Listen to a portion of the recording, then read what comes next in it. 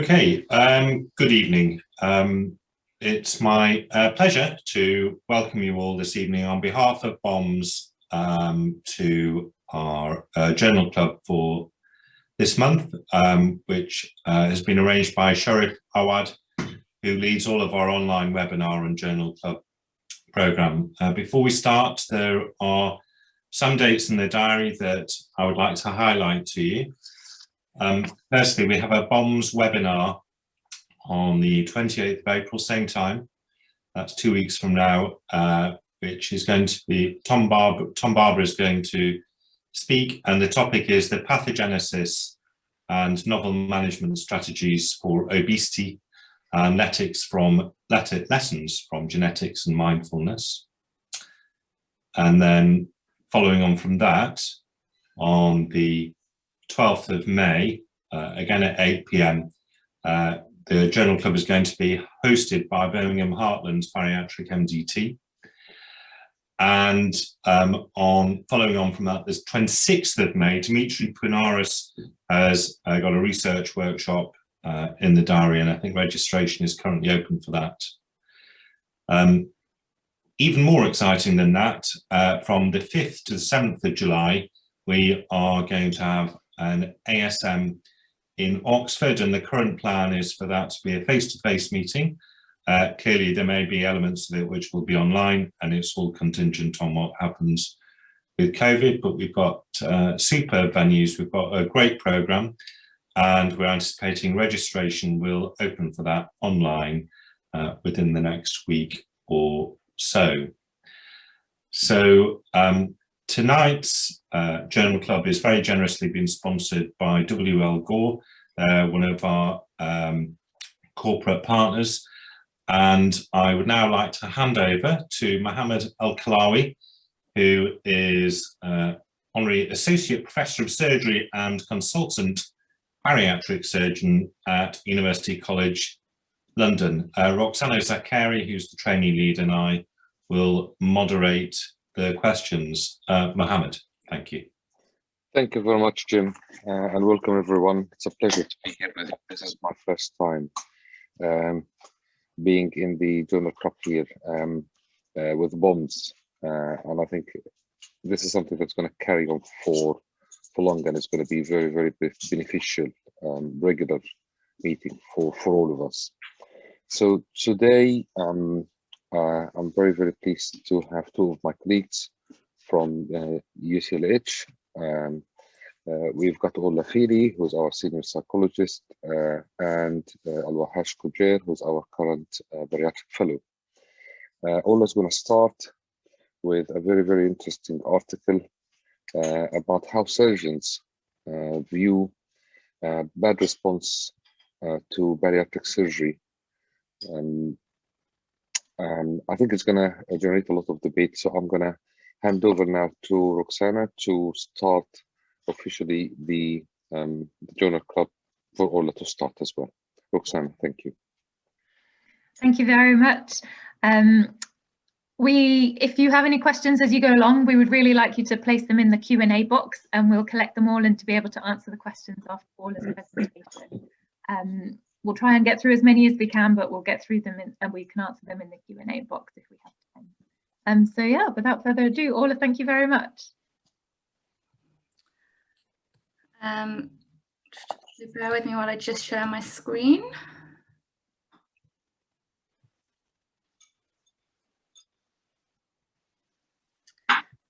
This is the joys of having two screens. Okay,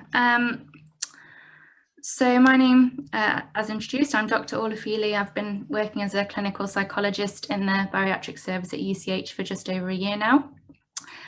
This is my first journal club. I wasn't able to attend the last one, but I volunteered for this because I don't get a lot of time to be involved in any research, and thought this might be a good opportunity to start thinking about research again. So I hope that this will be interesting. I do need to start my timer because one of the things about picking a qualitative paper is it's hard to keep in time. Okay, so the paper I picked was Damned One Way or Another, Bariatric Surgeons' Reflections on Patient Suboptimal Outcomes from Weight Loss Surgery.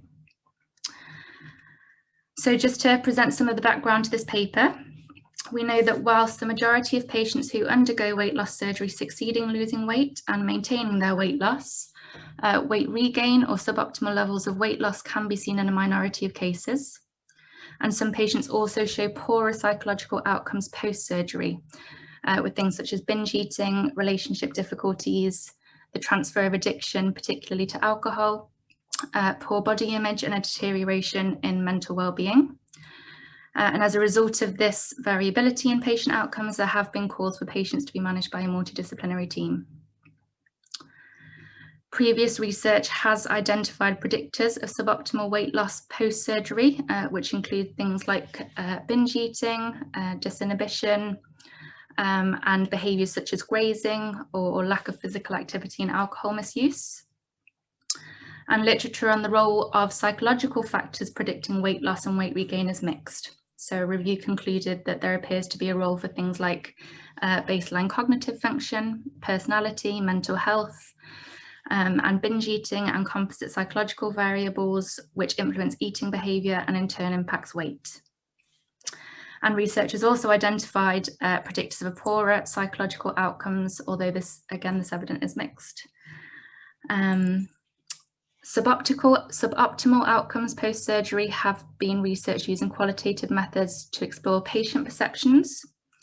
And these explorations suggest that successful surgery is associated with a sense of being more in control of food intake and a reduction in hunger and preoccupation with food. And less successful surgery was associated with feeling unprepared and unsupported to make changes required, a sense that psychological issues remain neglected, and a belief that surgery itself hadn't been effective. So in terms of the rationale for this paper, as explained, whilst most patients are successful with surgery, there are some patients who have poorer outcomes. And given the emphasis on the role of the MDT in influencing patient outcomes, it was suggested that it may be useful to gain further insights from alternative perspectives. It's proposed that the role of the bariatric surgeon places them as someone who has an overview of the patient history, has seen the patient progress from pre to post surgery, and who has been involved in MDT discussions regarding the patient. So is this relevant? I do feel it's relevant. So as clinicians, we know that how we make sense of our experiences will influence our clinical practice. And as we know, research to date is mixed. And although there has been exploration of patient perceptions of outcomes post-surgery, there hasn't been as much research exploring perceptions of clinicians and in particular surgeons.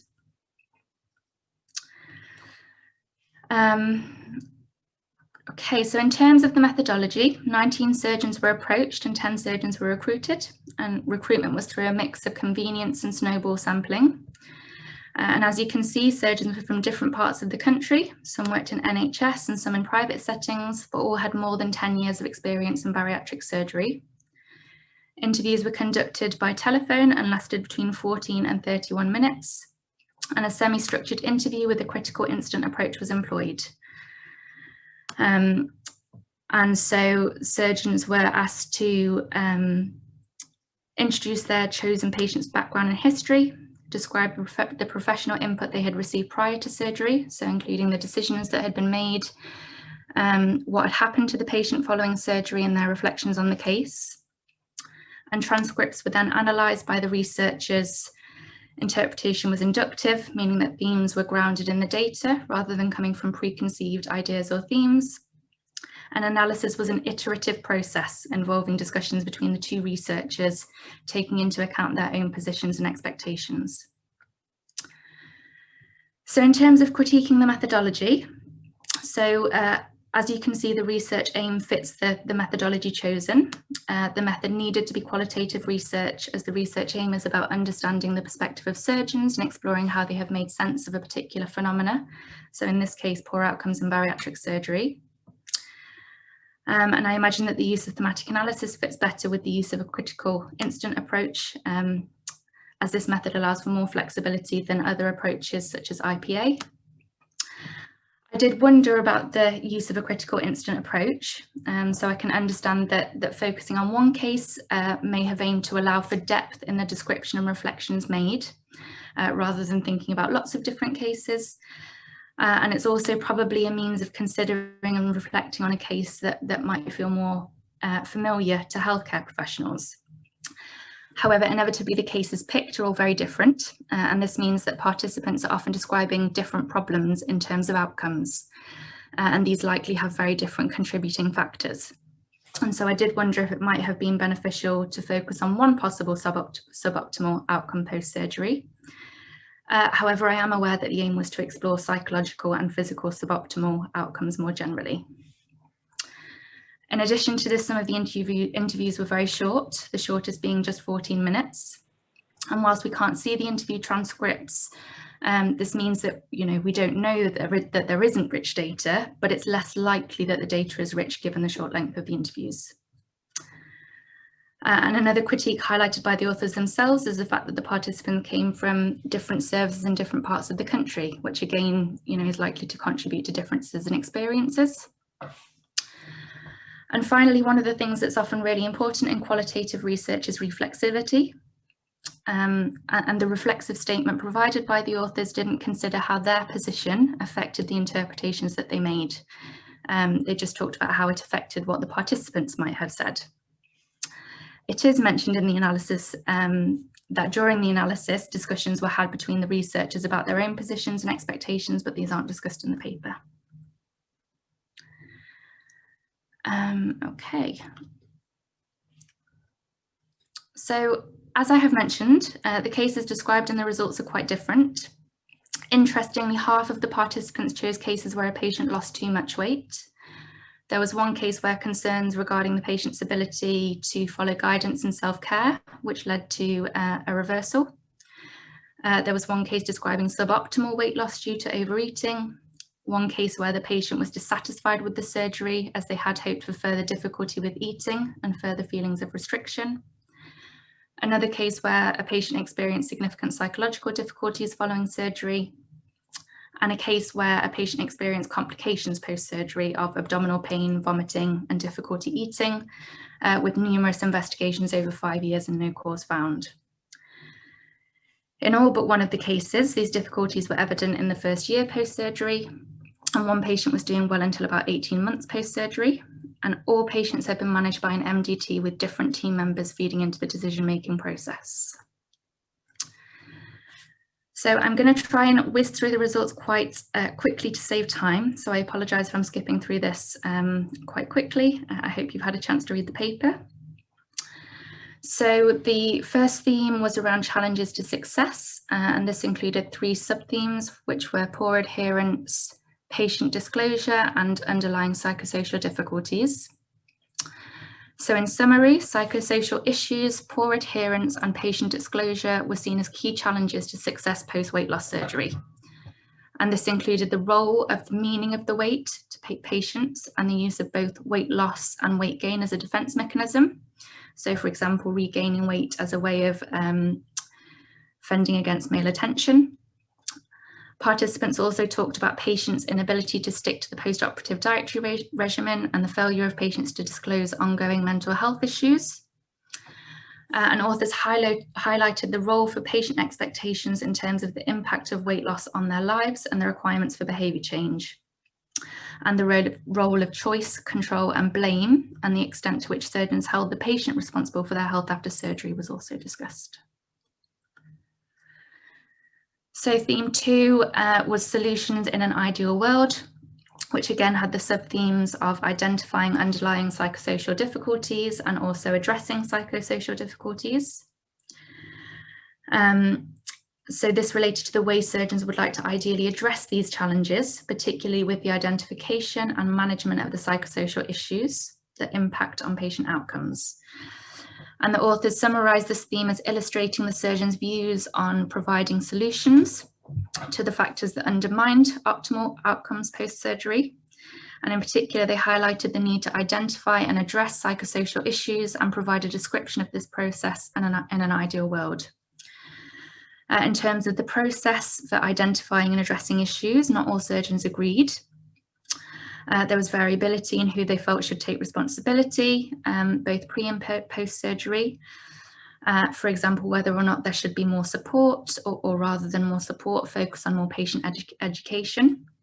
And a number of participants did talk about availability of psychologists and the need for more pre and post-op support from psychologists and the MDT generally.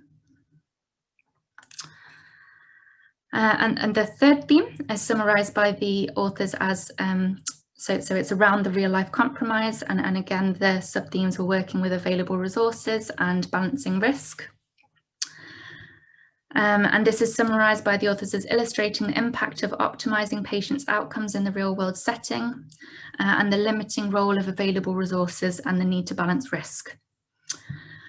So for example, resources in terms of not having enough money, not enough access to psychology, not enough time, and trying to balance those things with the risk and benefits of proceeding with surgery.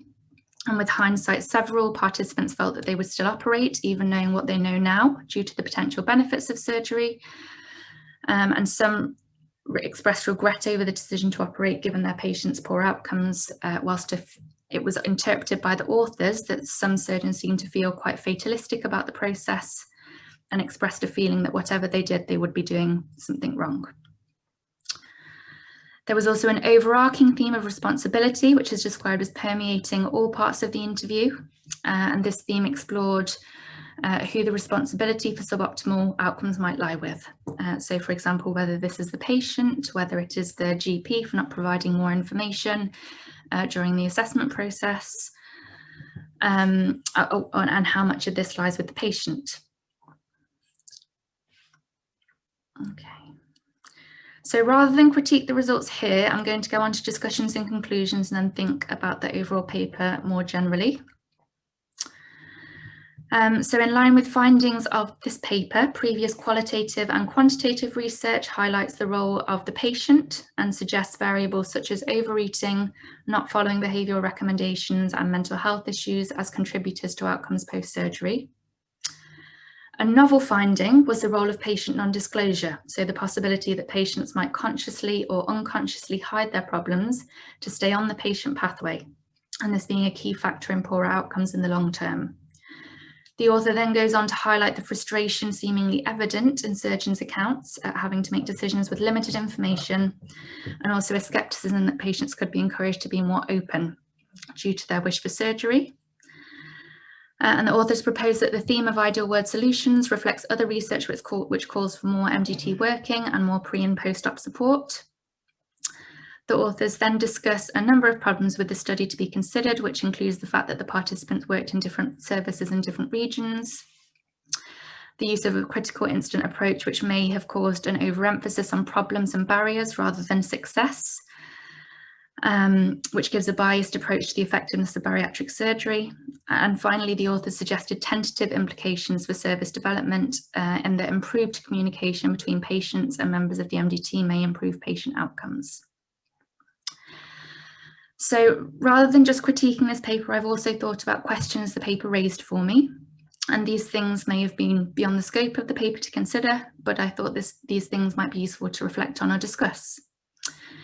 And so one of the things I was interested in thinking a bit more about, which isn't discussed, is why the participants might have picked the cases that they did. As I said, I found it interesting that 5 participants picked cases where a patient had lost too much weight. And this made me wonder about the feelings that this patient group, so the group of patients who lose too much weight, might evoke in us as clinicians and also as human beings. Although this is qualitative research and therefore it doesn't really aim to be generalizable or provide suggestions or implications for practice, I did wonder about the different narratives presented and how they might impact on decision-making in practice. So for example, if someone were feeling powerless and that there was nothing that they could do to improve openness and honesty, what implications would this have in how we practice and the decisions that are made? And although this is the first paper to interview surgeons in a bariatric setting, I had wondered if there was research looking into the narratives of surgeons working in other specialties and how these findings might compare. And finally, one critique is that there weren't any suggestions for areas for future research. I have done a couple of slides just thinking about how we appraise the trustworthiness of qualitative research, which is generally done by looking at the criteria of credibility, dependability, confirmability, and transferability. I am aware of the time, I'm over 15 minutes, so I might just skip out this last bit. Okay, so any questions or comments? Thank you so much, Orla. That was fantastic, and it's really great to see a qualitative research paper being presented in our bariatric session. It's nice to have some variety, so thank you. Let's start off with a question. You were mentioning that the authors here had used telephone interviews, and obviously that's something, I know they've used it for their research methods, not necessarily the actual patient interactions that they were analysing. But obviously now with COVID, we're all conducting telephone clinics or video consultations. So how do you think we, from the MDT can make sure that we are sensitively addressing suboptimal weight loss and all the issues that need to be within the telephone clinic environment? And would that have, would there be any extra limitations from that based on what you found in this paper? I'm not necessarily sure in terms of in relation to this paper. We could try and guess that one of the reasons the interviews were so short is because they were over the telephone, and I do wonder if, had those been conducted face to face or even over video, they might have been longer or generated a bit more discussion. But we don't know. In terms of, I guess when we're working with patients, yeah, it's really, really difficult. Of course, we tend to lose a lot of information not being face to face with someone. So in terms of body language and just being able to see people. So for my patients, for example, I do tend to always try and encourage people to come on video if they feel that they can. And we know, understandably, for a lot of our patients, they don't feel able to. But again, in some ways, it is a kind of exposure. Yeah, I'm a psychologist, so I would talk a bit about that, but yeah, just kind of challenging themselves to come on video. But yes, it does make it much more challenging doing it over the telephone. I think just using all the usual techniques that we would really in order to try and make people feel comfortable. Thank you. Mohammed, you wanted? Yeah, well, it's very, very interesting paper, but then over the years, I mean, looking at what we've done for the last probably 10, 15 years and coming from an old school where I've learned bariatrics from the days of St. George's with Albert Vines, I have found that over the years that the patients usually think twice before they start talking to anyone. And then in the old days, when we used to ask the patient kind of some critical questions to try to find out their understanding, their insight, their motivation towards surgery. And we found that, for example, if a patient comes and deny any link between their food intake to their obesity problem, for example, that used to be like a very, very red sign for all of us to try to think, oh, we need to spend more time on the dietetic kind of side of the story and then to the psychological side of the story. Then we've started to find out later on that, for example, if the patient starts their MDT journey towards bariatric surgery by seeing the dietitian, the psychologist, and the CNS, then they would somehow subconsciously learn all the critical words that they need to tell the surgeon to make the surgeon very, very happy when they see them. So the surgeon would end up saying, oh, actually, the patient has got really, really good insight. She understands or he understands everything. I'm very happy to operate on this patient.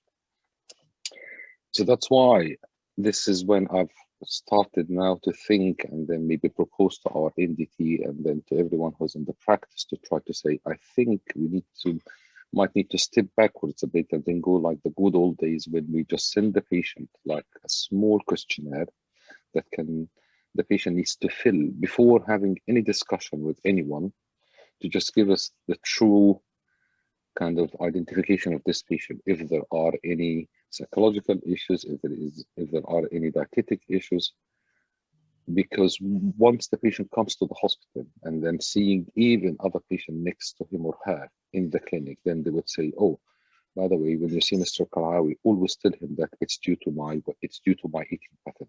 The problem is what I eat, or the problem. Don't tell him that the problem is that I don't exercise enough. Because if someone comes and say, no, I eat perfectly fine, it's just that I don't exercise enough, then I'm going to tell him, well, hang on a minute, how many calories are there in one small biscuit? That's nothing compared to exercise. Because if you have one biscuit, then you need 10 minutes on a treadmill. So don't tell me that it's just exercise. It's usually it's a combination of everything. But this paper really highlights the fact that actually sometimes we miss a lot of how the patient truly thinks about their bariatric problem. Thank you. Making me, oh, sorry.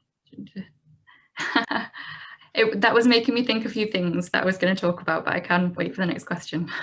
So Yeah. I'd like to thank Orla as well. And I'm also I haven't read a lot of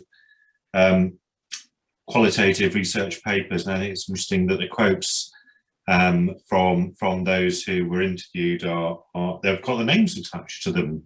And one of the names is Peter, and one of the names is Roger. I'm wondering who they might possibly be, but maybe the Peter referred to there as posed a question relating to the management of private versus NHS patients. Yeah. So yeah. There are well-established MDTs, and there's well-established MDT function for NHS patients, and I think the ones that are being talked about here are NHS patients. But do we think that there's sometimes lack of formal MDT structure in the private sector contributes to potentially an increased level of psychological morbidity amongst these patients? Do you have any sense, Paula? Sorry, it's a slightly unfair question, but it's a question from Peter. It is a good question. Go ahead, Abdul. Can you repeat just the question again? Do you think that, so in the NHS, the MDT function is well established and people do their best to provide some psychological support and assessment of patients, even accepting that we do not live in an ideal world and a pragmatic approach is required? Is there perceived to be a problem amongst patients who don't have the sort of more robust NHS MDT function, or not, do you think?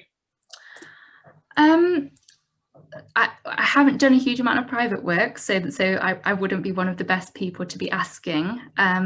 I think just in terms of what I've experienced within the NHS, there is just such a huge variability in the patients that we see at the assessment stage. There are some patients who come through and have accessed lots of weight management services and really spent years thinking about their relationship with food and thinking about what surgery might mean for them. And we get some people who have been referred by their GP and don't know why they're talking to us, but might go along with it. So I'm not sure I'm necessarily asking your question, but I think I probably asked it inexpertly, but I will finish with a kind of a comment, and I wonder if this might be part of the solution. So shared decision making is the kind of big thing that's coming out of the Demand Health at the moment, and there are 3 key questions that patients need to answering. What are my options? What are the benefits and risks? And how likely is it I will experience those? And I wonder if part of the transaction there or contract we have with patients is that we are really upfront with them about the importance of them being very open with us about any psychological problems they have, because they're very good at telling us about diabetes or high blood pressure and all the other things. And it's a more difficult conversation. And perhaps if we're more open with them about the consequences of not sharing things that are specific critical things, that might help. But anyway, I think Roxana has given me the look, which indicates that it's time to move on. Yeah. So thank you ever so much, Orla. That was very, very informative. no problem. Thank you. Thank you. And next up, we have our surgical paper for the evening, which many of you will be familiar with. We've got Wahad Khoja, who's the fellow at UCLH, the bariatric fellow. Over to you, Wahad. And Orla, in the meantime, if you'd be able to answer people's questions they've put in the Q&A, it can always be written in the chat. I'd really appreciate it. Thank you.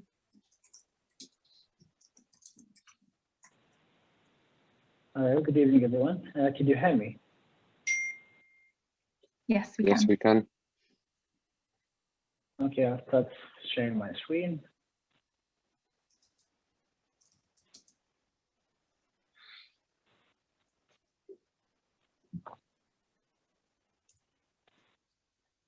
So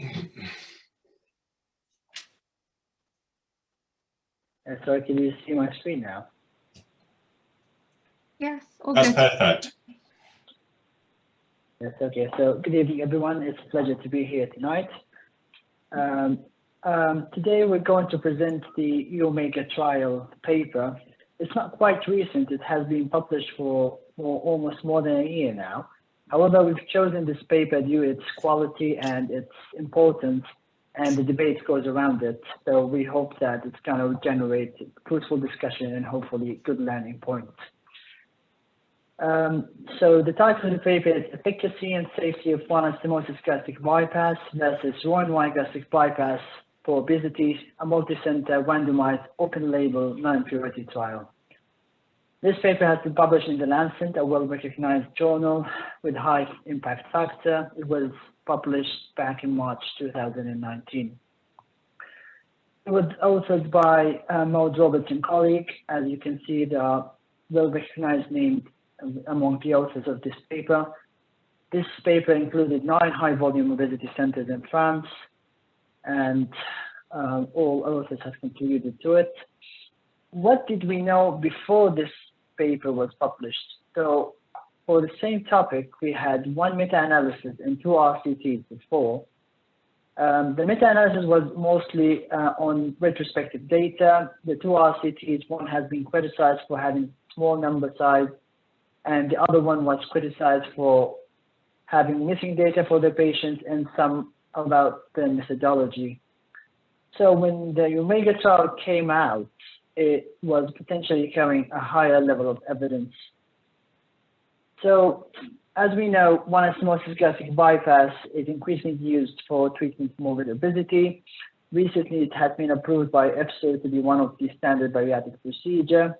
However, still in many parts of the world, this procedure hasn't been recognized and still not covered by insurance. For instance, until this day, the ASMBS did not approve it as a standard procedure.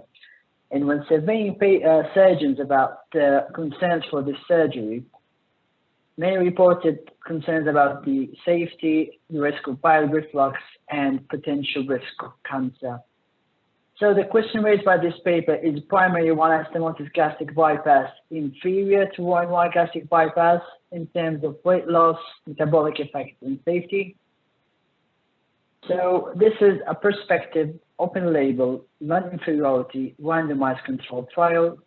Patients were recruited from 9 high-volume bariatric centers in France in between 2014 and 2016. Patients were randomly assigned 1-to-1 for these 2 groups. Randomization happened using computer-generated sequence. The patients were assigned for each surgery on the day of surgery using sealed envelopes. There was no masking of the patients or the surgeon, as this is an open label study. The inclusion criteria was quite standard, so it's BMI 40 or more, or 35 plus 1 comorbidity. Age was limited to 18 to 65. All patients had a preoperative endoscopy, and the exclusion criteria included patients with having history of esophagitis, GORD with resistance to PPI, Barrett's esophagus, and previous bariatric surgery. For the intervention, it's quite important to mention that the 2 procedures has been standardized for all surgeons to be done on the same technique.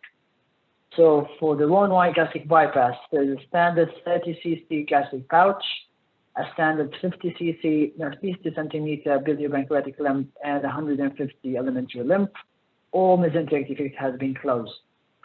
For the AOIGP group, the gastric pouch was started at the incisura angularis and was calibrated using a 37 French bougie with a 2-meter biliopancreatic lymph. The primary endpoint to assess the non-inferiority was the percentage of excess BMI loss at 2 years. They had also multiple secondary endpoints such as BMI, early and late complications, incidence of reflux, cytopenia, and metabolic profile. And we're going to explore a couple of those while we go through the paper. Patients were followed up at 1, 3, 6, 12, and 24 months. Patients were offered upper GI endoscopy at 2 years after the procedure. Patients were given full multivitamin supplementation plus 6 months of PPI and orthodoxic acid. So after assessing patients for eligibility and applying the exclusion criteria, 124 patients were randomized to have a Roux-en-Y gastric bypass and 129 in the limb of OAGP. On the day of surgery, 3 patients from the Roux-en-Y group did not undergo the procedure due to some technical difficulties.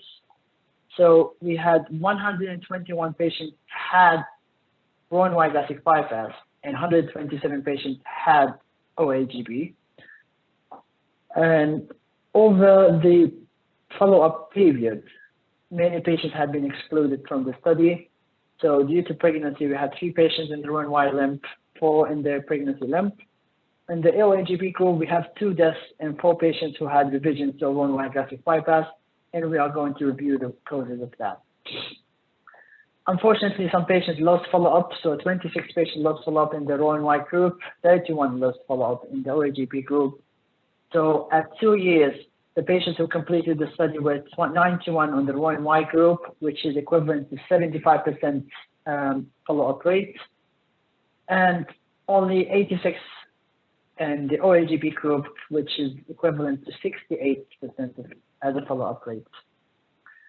When comparing the demographics of the patient, we can see that the patients were assigned appropriately, so there was no major difference in the 2 groups in terms of median age, the median BMI. Even with the patients who were having high BMI, they were more or less similar, and the patients who were having type 2 diabetes. As a result of the primary endpoint, so after 2 years, we could see that the Roux-en-Y group had a mean percentage of excess BMI loss of -85.8 compared to -87.9% in the OAGP group, which confirms the non-inferiority of the OAGP group and may be favoring the OAGP group comparing to the Roux-en-Y. However, we cannot conclude this as this is a non-inferiority study. In regards to diabetes, so there was no major difference in terms of mean hemoglobin A1C, fasting glycemia. However, there was a significant difference in the decrease of hemoglobin A1C from baseline with significant p-value in the OAGP group, and that was also the same case for the patients who had diabetes, and not only the one with pre-diabetes. In regards to diabetes remission, we could see that 60% of patients who's having OAGP had complete remission compared to 38% of the Roux-en-Y group. The Roux-en-Y group had no remission in 56% of patients compared to 30% in the OAGP. Despite this figure, at the end, the difference was not significant because of, we can see it's a small number. So we have only 20 patients in the OAGP group and 16 in the Roux-en-Y group, which made the statistical power less powerful. When reviewing the serious adverse events, unfortunately, we could see that in the OAGP group, there was twice as many complications compared to the Roux-en-Y group. So we have 42 patients who had events associated with surgery compared to 24 for the Roux-en-Y group. And as we can see when we analyze this, we can see that 21% of patients who had OAGP had nutritional complications compared to none in the Roux-en-Y group. So the nutritional complication included either at least 1 vitamin deficiency, malnutrition, anemia, and iron deficiency anemia, or a combination of all those. There are 4 patients in the OAGP group had to be converted to a Roux-en-Y, 2 because if they had refractory bile reflux, 1 had Wernicke's encephalopathy requiring a revision, and 1 patient was revised due to anastomotic leak. However, in the early phase complications, you can see that patients who had Roux-en-Y gastric bypass had 13% risk of bowel obstruction compared to the OAGB of only 2%.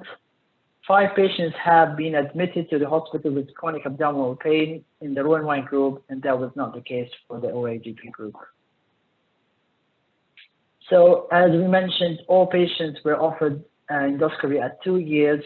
However, only 52% of those patients had the endoscopy. And when reviewing the result of those, we can see the incidence of gastritis is higher in the OAGB group. Also, the incidence of esophagitis was higher in the OAGB group, 10% to 3%. However, if we look at those patients, grade A esophagitis were 4 patients in the OAGB group, and we could know that grade A is debatably considered an element of reflux disease. When we review the gastric biopsies, there is 1 patient in the OAGB group who developed intestinal metaplasia compared to none in the Roux-en-Y group. When assessing quality of life, they assisted using the Barris and the impact of weight on quality of life scores.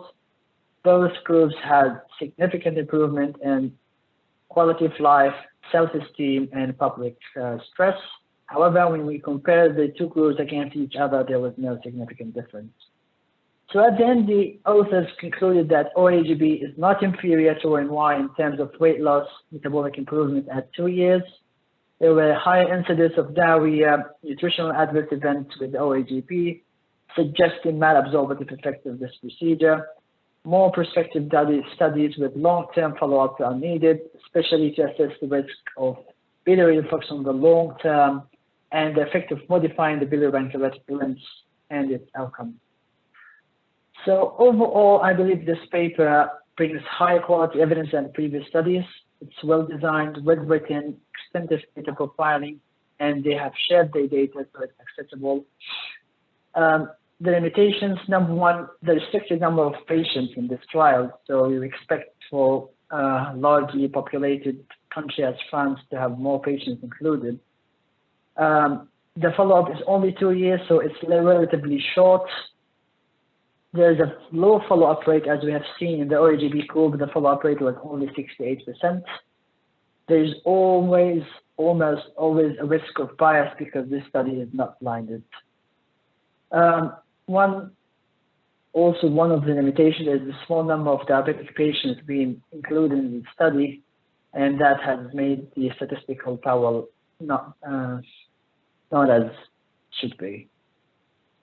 So, implication of practice, I believe this paper has showed us that OAGB is relatively safe and effective, and this should be offered as a primary procedure for patients. Maybe addressing the limb length and make it as tailored as a patient basis should be put in before deciding to go for surgery, or where instead of standardizing a specific length of limb for all patients.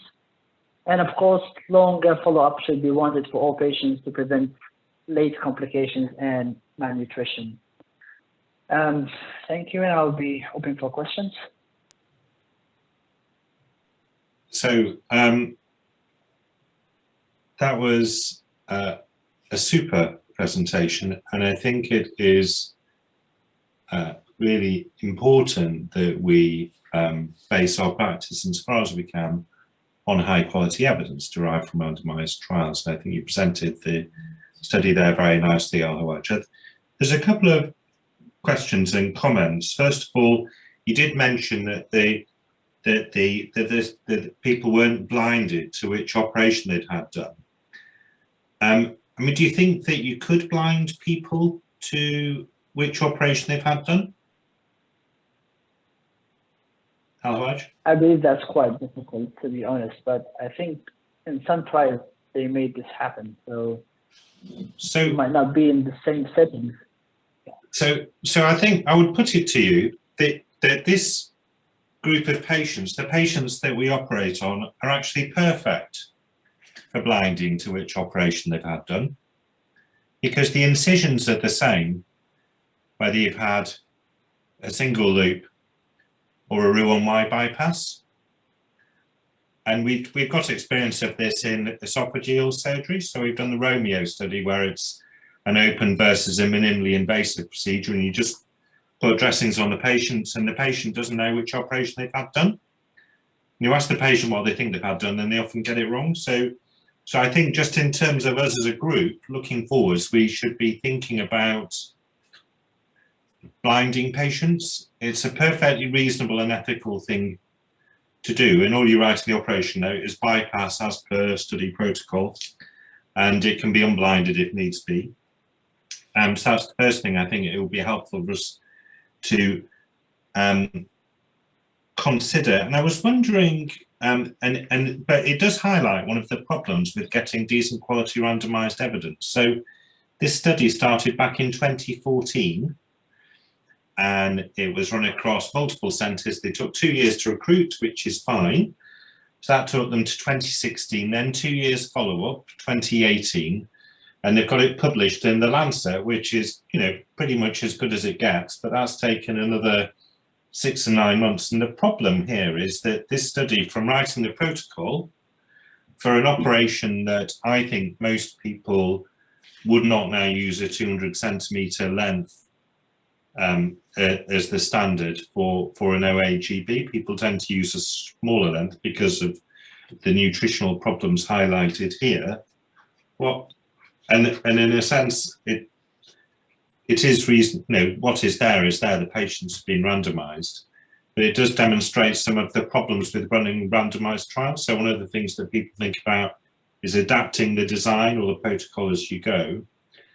And the other thing is looking at the diabetes, well, looking across the board, I think it demonstrates how difficult it is to do these studies. The follow-up rate is, what was it overall? Can you remember what it was overall? It was about 75 for the Roux-en-Y and 68% for the OAGB group. Which isn't great, is it? Because you don't know what's happened to the other third or quarter of the patients. Anyway, so Michael van der Bosch, who has done probably outside of Sunderland, there's many more OAGBs than anyone else, has made the comment that 200 centimetre for an OAGB is not current practice. Sorry. So further comments or questions? We have a question. Wahaj, what do you think is the reason behind the higher rate of nutritional complications in the OAGB group and the trend towards higher type 2 diabetes remission? Well, that's an excellent question. So when sub-analyzing the patients who had nutritional complications, we found that the patients who had lower BMI and had more significant weight loss were more exposed to the malnutrition. So the argument was that if you standardize a 2 meter length for a low BMI, it's more likely the chance for those patients to undergo malnutrition. So another theory now is going through tailoring the paleo-pancreatic limb on the patient basis or onto the BMI of the patient instead of just standardizing a specific length. Yes. Yeah, and how did the authors account for the 2 deaths in the OAGB group who were then excluded from the analysis? Sorry, come again? There were 2 deaths in the OAGB group that the authors excluded from their analysis. Did they give their reasons why they did that? Yeah, it's a great coincidence. I've looked into the paper and the letters to the editors. I did not find any justification of what was the fate of those 2 patients and whether that was related to the surgery or not. Unfortunately, I don't have this information, and it was not truly. And there's a comment from Peter Small about post-operative abdominal pain often being due to a problem at the JJ anastomosis. Is this something that... Well, to be honest, it could be related to, however, the paper did not give much specification about what was the fate of those patients who having abdominal pain. Whether is it related to internal hernia, is it related to the JJ, is it related to other chronic pain that comes with the patients with having a wide gastric bypass. That was not being disclosed. Okay, Mohammed, do you want to make some? No, I just comments? want to make some comment because actually Mike van den Busch and then also Peter Small has made the wide comments here is that if you look critically at this paper, then you will find that the authors have decided that if we're gonna go and do 2 meter bilirubin in the OAGB, then this is probably why we're gonna do the 150 limbs in the Roux-en-Y gastric bypass. I would imagine that probably incorrectly thinking that this is how we're gonna bypass 2 meters of the small bowel, so we might end up having the same malabsorptive kind of effect of any of these surgeries, which is not the case at all. And then don't forget that this study has started in 2014. These are probably the early days of the proper OAGB practice in France. And that is why they went with the 200 meter. I do not recall Rutledge, for example, coming and saying that 2 meters biliary in an OAGB is going to be a standard practice. In fact, the guy has always said, try not to cross 180. And then the other story about trying to modify the biliary limb in an OAGB based on the patient BMI, this is something that has been practiced, particularly also in the guys who are doing lots of gastric bypasses here in the UK, like Peter or Mike van den Busch. But if this is not going to be like the reasonable approach to decide the length of the biliary limb, then at least the whole bowel should be measured, and then a percentage of it should be counted to be the biliary limb.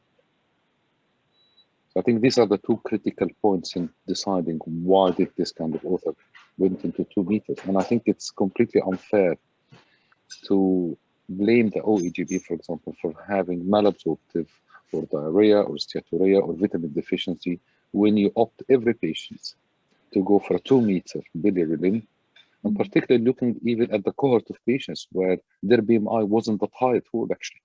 The BMI was very, very average. Why would you go for a 2 meter? No one who has been doing OAGBs nowadays will go for a 2 meter in someone who's got a BMI of less than 55, for example. That's in my personal view. Thank you. And I think, I mean, we've had loads of comments, but in the interest of time, I think we will bring the questions to a close. But I just want to say that would the natural next step be for, a UK-based, the subsequent trial following Bioban's leave to then move to incorporating OAGB with the current standardized gold standard practice that's now been established with the expertise so far that we have. Would the Omega trial and the reports and the controversy around that allow it? I don't know if you got any thoughts on that. I think that's a super idea, Roxanne. But one thing that we can all do, the point that Peter has made, is we have got the National Bariatric Surgery Registry. It's a resource which is being bought and paid for, and it's ours to populate and then exploit and use to inform practice. So use the MBSR would be the plea, and there seems to be a lot of agreement really from those who are experts. So Elena Ruiz-Bucar, Michael, and Mohammed measure the small bowel if you're going to embark on MGB. Thank you very much. And while we're talking about research, I just wanted to make another pitch for you all to sign up to join us for our BOMS research workshop that's being hosted by Dimitri Porneras, the new bariatric SSL with the Royal College of Surgeons, and Yutka Graham, who's our research council member. It's going to take place on the 26th of May in the afternoon, starting at 2 o'clock, and we want everyone from medical students, trainees, consultants, professors to join us. And that's where we're going to, bring everyone's ideas together and decide what can be, the next most important research points to take place in bariatric surgery and obesity in the UK, for everyone to take part in. So hopefully you'll all have an email to sign up to that, and we look forward to seeing you there. Thank you very much, UCLH team. Thank you, Mohammed, Al-Haj, Orla. It's been fantastic, some really great papers and great discussion, and thank you, James, for co-hosting as well. The next session is also on the 28th of April, which is our BOMS webinar, as been mentioned before, for the educational webinar by Tom Barber. And then we've got the next Journal Club on the 12th of May, hosted by the Birmingham Heartlands team. So we look forward to seeing you there. Have a lovely evening and thank you very much, everybody. Good night. Thank you, everyone. Good night.